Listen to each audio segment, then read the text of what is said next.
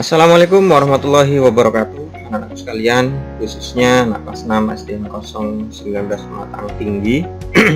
Berjumpa lagi dengan Pak Mus di sini. Masih kita belajar secara online, belajar via YouTube. Mudah-mudahan anak-anakku semuanya masih dalam keadaan sehat walafiat, sehingga kalian bisa mengikuti pembelajaran dengan baik. Jadi jangan lupa jaga kesehatan, makan makanan yang bergizi, istirahat.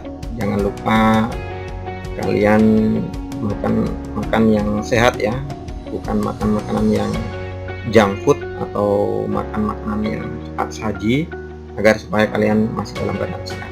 Baik anak-anak sekalian, langsung kita masuk ke materi ya. Kali ini kita belajar tema 3, subtema 2, pembelajaran 2. Karena kemarin kita baru saja menyelesaikan pembelajaran 1 dari tema 3 dan tema 3 subtema 2. Nah, sekarang masuk ke pembelajaran 2-nya. Untuk materi yang pertama, PPKN, yaitu pelaksanaan kewajiban. Pelaksanaan kewajiban, mari kita perhatikan pengaruh pelaksanaan kewajiban menurut cerita berikut. Nah, di sini Pak Mus punya cerita ini ya. Punya cerita, mari kita simak bersama-sama. Penemuan jam membantuku disiplin terhadap waktu. Penemuan jam sangat membantu Uni untuk mengatur kegiatannya sehari-hari. Uni selalu bangun pukul 5 pagi. Setelah melaksanakan ibadah dan mandi, Uni makan pagi. Uni berangkat sekolah pukul 6.20. Uni sering berangkat sekolah dengan berjalan kaki bersama teman-teman. Dengan berjalan kaki, Uni membutuhkan waktu 30 menit hingga tiba di sekolah. Bel masuk sekolah berbunyi pukul 7 tepat ya. Uni hampir tidak pernah terlambat untuk datang ke sekolah. Ia berusaha untuk disiplin datang tepat waktu ke sekolah. Sementara itu bel pulang sekolah berbunyi pukul 14 tepat. Saat jam pulang sekolah, Uni pun langsung pulang ke rumah. Sesampainya di rumah, Uni makan siang lalu istirahat. Pukul 4 atau pukul 16 Uni mandi. Setelah mandi sore, Uni beribadah. Uni kemudian membantu mengerjakan tugas rumah. Pukul 18 atau pukul 6 sore, Uni melaksanakan ibadah. Selanjutnya Uni makan malam bersama keluarga. Uni belajar pukul 19 tepat atau pukul 7 hingga pukul 20.30 atau setengah 9. Ia mengerjakan PR, belajar untuk materi besok hari, atau belajar untuk persiapan tes. Uni melakukan kegiatan sehari-harinya dengan teratur. Ia belajar menjadi pribadi yang disiplin terhadap waktu. Nah, ini semuanya nih cerita tentang waktu ya. Ini semua kenapa bisa tepat waktu seperti ini, karena adanya jam ya. Karena adanya jam dinding, bisa ada jam dinding, bisa jam tangan ya.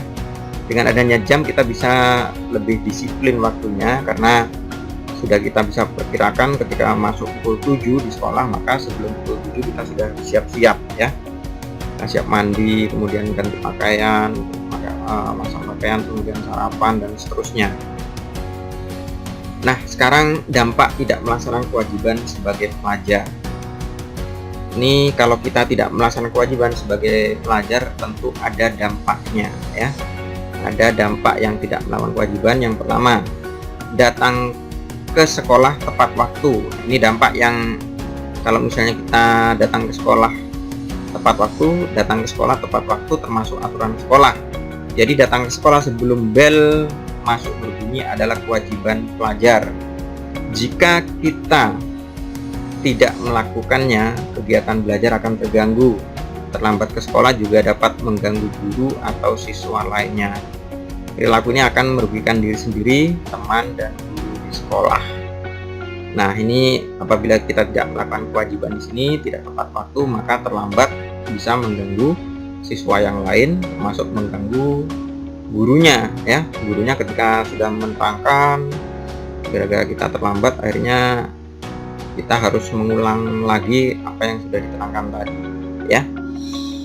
Kemudian mengumpulkan tugas tepat waktu juga.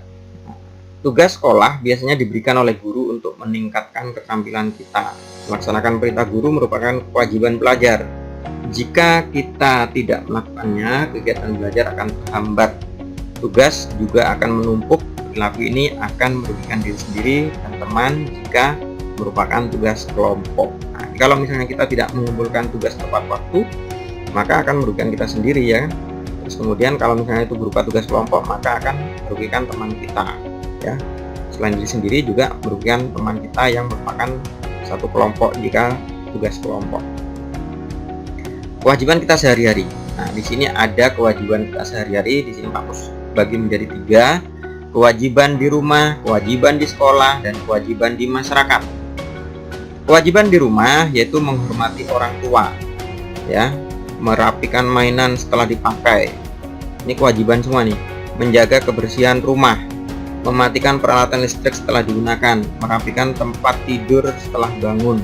Nah, ini adalah semua kewajiban yang ada di rumah kita.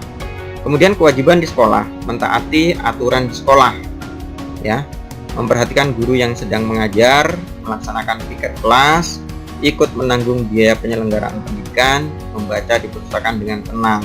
Ini semua ini adalah kewajiban di sekolah. Kewajiban di masyarakat, menjaga fasilitas umum, ya. Umum itu contohnya tempat ibadah, terus kemudian ya termasuk gedung sekolah itu ya, atau mungkin ada fasilitas-fasilitas umum yang dipakai secara umum, pakai untuk orang banyak. Mengikuti kerja bakti di lingkungan, ya, orang-orang tua kita kerja bakti di lingkungan, mengikuti jam belajar masyarakat kalau misalnya ada, menggunakan fasilitas umum dengan bijak. Kita tidak boleh merusak fasilitas umum itu, tapi seharusnya menjaga dengan bijak. Membuang sampah di tempatnya. Ini adalah kewajiban di masyarakat. Jadi ini ada kewajiban di rumah, kewajiban di sekolah, dan kewajiban di masyarakat. Hal-hal yang harus diperhatikan saat menyanyi. Oke, sebelum kita masuk ke SBDP, jadi di sini kita akan belajar tentang kewajiban. Kewajiban itu seperti kita ketahui bahwa kewajiban itu adalah sesuatu yang harus kita lakukan. Jadi sesuatu yang harus kita lakukan itu namanya kewajiban. Kewajiban di rumah, sesuatu yang harus kita lakukan di rumah. Kewajiban di sekolah berarti sesuatu yang harus dilakukan di sekolah. Kewajiban di masyarakat adalah sesuatu yang harus dilakukan di masyarakat. Jadi setelah kita tunaikan namanya kewajiban kita, maka kita bisa mendapatkan haknya masing-masing. Hak di rumah kita dapat, hak di sekolah juga dapat, dan di masyarakat pun dapat. Baik, kita masuk ke SBDB sekarang. Hal-hal yang harus diperhatikan saat menyanyi. Nah, ini masih berkaitan dengan kemarin kita menyanyikan lagu Mariam Tomong ya. Nah, ini kita sekarang harus ketika menyanyi ada hal-hal yang harus kita perhatikan. Jadi kita dalam menyanyi tidak boleh sembarangan. Kalau sembarangan nanti akan tidak menarik, terus kemudian suara kita pun tidak akan merdu ya. Terus kemudian suara kita tidak akan nyampe ke nadanya. Bahkan mungkin tidak ada orang yang tertarik untuk melihat kita ya. Yang pertama adalah sikap tubuh. Sikap tubuh saat bernyanyi kita harus memperhatikan sikap tubuhnya. Tubuh sebaiknya tegak dan rileks. Nah, menyanyi kita harus tegak berdiri ya. Rileks. Posisi kaki tidak ditekuk, wajah tegak ke depan, dan pandangan mata lurus ke depan. Biasanya orang menyanyi kan sambil berdiri ya. Tapi ada juga yang sambil duduk, tapi dia tetap tegak ya, tegak dan rileks. Rileks itu artinya tidak tegang ya. Jadi santai tapi tegak ya, bukan santai kemudian kita sembarangan. Kemudian yang kedua, hal yang harus diperhatikan yaitu pengucapan. Pengucapan kita juga harus memperhatikan pengucapan saat bernyanyi.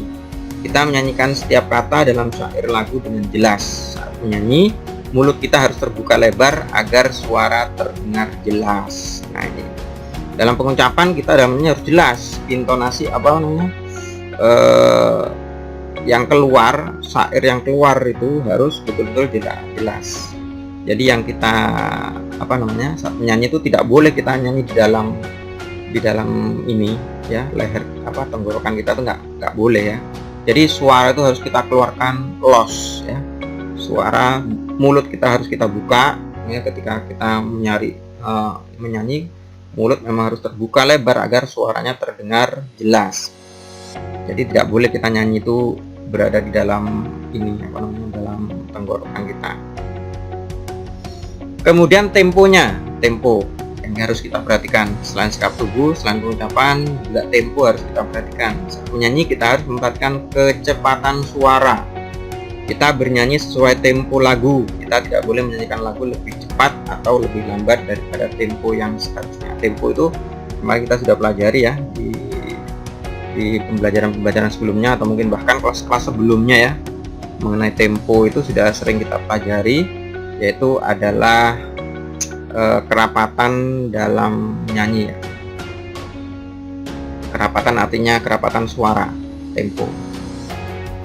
Ada tempo cepat, tempo lambat, atau tempo kecepatan dalam menyanyi. Ada yang temponya cepat, ada yang temponya sedang, ada yang temponya lambat, agak lambat, dan sebagainya. Kemudian pernapasan. Nah, ini penting nih ya, pernapasan ini. Saat menyanyi kita harus memperhatikan pernapasan. Kita harus mengatur napas kita dengan baik. Dengan demikian suara kita yang kita keluarkan akan terdengar merdu. Nah, pernapasan itu penting untuk menyanyi, karena nanti kalau pernapasannya tidak kita atur, bisa jadi nada yang tinggi itu tidak nyampe kita ke sana. Terus kemudian atau bisa jadi suara kita itu tidak merdu gara-gara pernapasannya tidak kita atur ya. Kemudian ekspresi ya, ekspresi wajah kita. Kita harus memperhatikan ekspresi saat menyanyi agar sesuai dengan makna lagu. Kalau lagunya sedih, ekspresinya juga sedih. Tidak boleh kita jingkrak-jingkrak atau mungkin senyum-senyum, ketawa-tertawa ya. Ekspresi adalah ungkapan perasaan saat bernyanyi dengan gerak anggota tubuh atau raut wajah. Jadi bisa kita ekspresikan dengan gerakan tubuh, bisa juga dengan raut wajah. Saat menyanyikan lagu gembira, wajah kita harus terlihat ceria. Sementara itu, saat lagu menyanyikan lagu sedih, wajah kita harus terlihat sendu. Nah, jadi ketika kita nyanyi sedih, ya wajah kita sesuaikan. Kita sesuaikan terlihat sedih juga ya. Sekarang menyanyikan lagu Maryam Tomong di depan kelas. Nah, ini karena kita tidak bisa bertatap muka ya, maka kita tidak bisa menyanyikan lagu Maryam Tomong di depan kelas.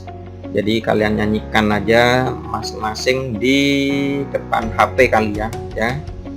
Kalau perlu direkam ya kan, biar nanti tahu kalian ekspresinya seperti apa, temponya seperti apa, apakah memenuhi syarat-syarat tadi yang merupakan hal-hal yang harus kita lakukan ketika bernyanyi. Nah, ini contoh gambar siswa yang bernyanyi di dalam kelas ya.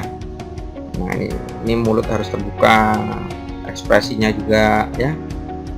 Alhamdulillah anak-anakku sekalian, untuk pembelajaran 2 ini sudah selesai.